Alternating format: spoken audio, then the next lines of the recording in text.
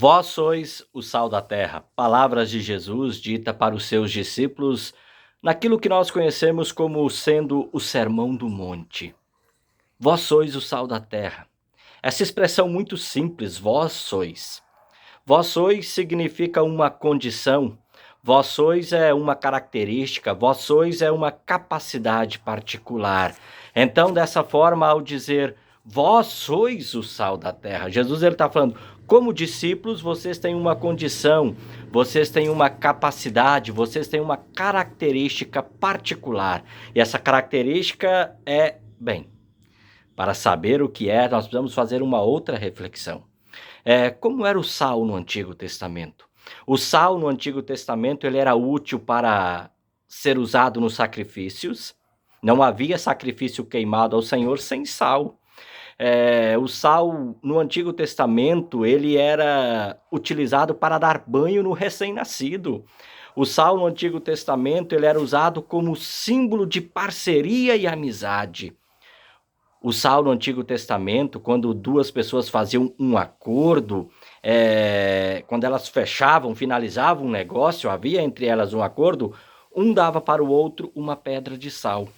E ali, próximo às margens do Rio Jordão, Jesus olha para o lado ocidental e diz, né, claro, olhando, fazendo referência a estar olhando para o mar Morto, lugar onde os judeus retiravam sal, e ele diz para os discípulos, vós sois o sal da terra.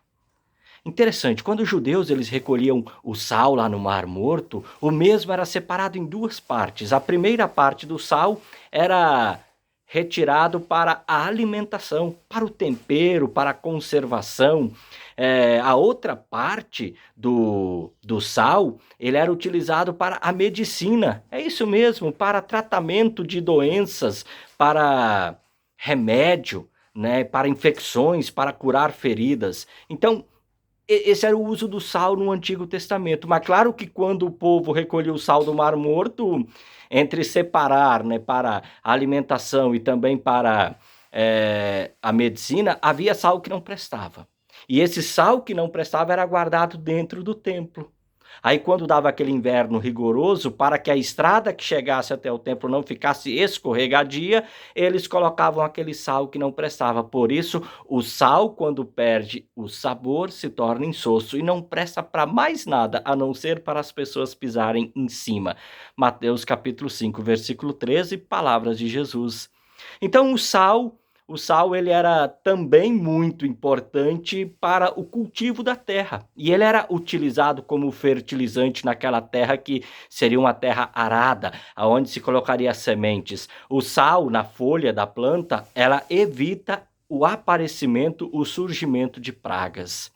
O apóstolo Paulo, na carta aos Colossenses, ele diz para os cristãos daquela cidade que a nossa palavra, ela precisa ser temperada com sal. A nossa conversa precisa ser temperada com sal. Em outro sentido, o apóstolo Paulo está falando, olha, a nossa palavra, a nossa voz, a nossa conversa precisa transmitir o que ela foi chamada para transmitir, ou seja, a graça. Vós sois o sal da terra. Palavras de Jesus para os seus discípulos. A condição, a característica, a capacidade particular dos discípulos, salgar. Porque o sal nunca salga a si mesmo, o sal ele salga a outros. Vamos recordar Arão. Arão foi escolhido para ser sacerdote no meio do povo de Deus. E daí nós temos a tribo dos levitas. Claro que houve aquela confusão, está lá em Números 16, quando a tribo foi exterminada, mas por Arão então se tornou o chefe, né? Podemos dizer, aquele que deu, agora continua a linhagem, ele continua a tribo dos levitas. E Arão foi escolhido para ser sacerdote. E a tribo dos levitas se acampavam ao redor do tabernáculo. Como dizendo assim, nós somos aqueles que protegem o tabernáculo, que protegem também e auxiliam o sacerdote. E lá na Terra Prometida, a tribo dos levitas, ela foi espalhada no meio de todas as outras tribos. Para quê? Com o intuito de ensinar, com o intuito de sempre fazer o povo se relembrar da sua passagem pelo deserto, das grandes coisas que Deus fez na vida deles. Então, com Arão, e os levitas, Deus ele fez a aliança do sal com o seu povo. Então, vós sois o sal da terra.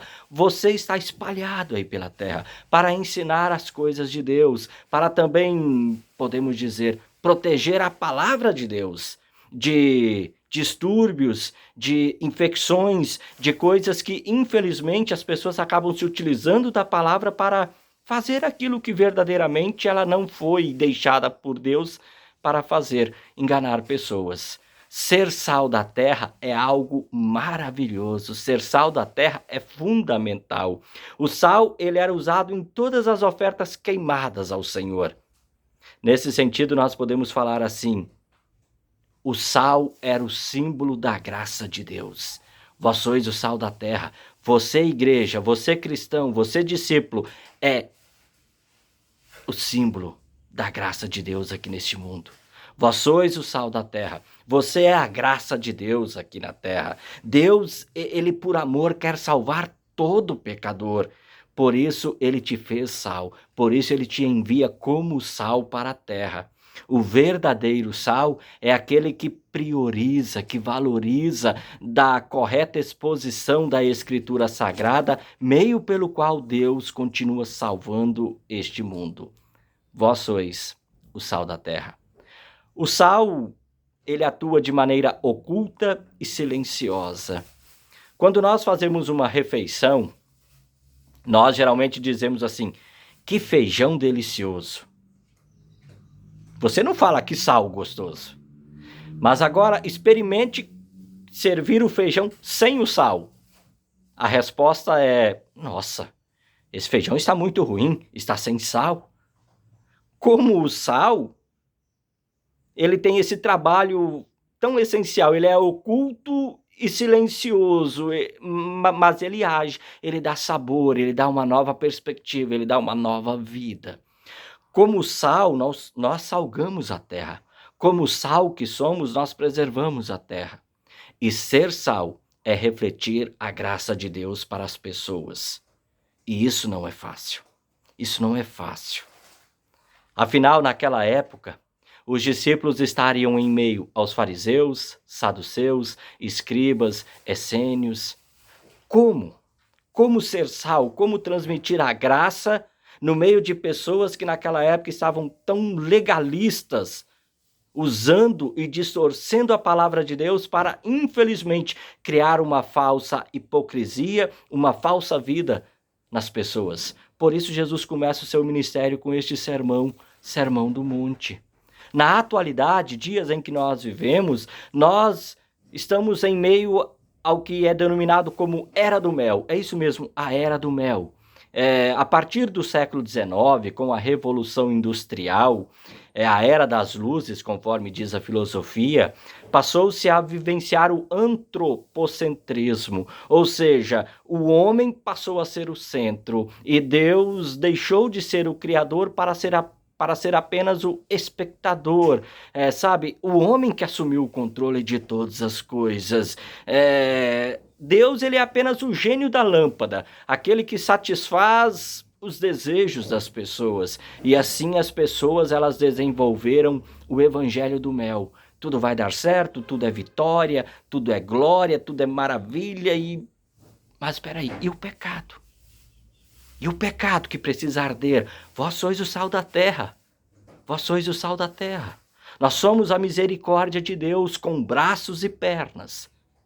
Por ora, anunciamos o pecado da pessoa. Mas por ora, depois de ter ardido a ferida da pessoa, nós também proclamamos o amor e a misericórdia de Deus em Cristo Jesus. Spurgeon escreveu certa vez: nós não somos o caramelo da terra, somos o sal, algo que o mundo tem vontade de cuspir e não de engolir. Mas vós sois o sal da terra. Nós somos a graça de Deus que atua silenciosamente para manter o mundo, pregando a lei de Deus e também anunciando e proclamando o evangelho de Deus. Vós sois o sal da terra. Um forte abraço, até uma próxima oportunidade. Tchau, tchau.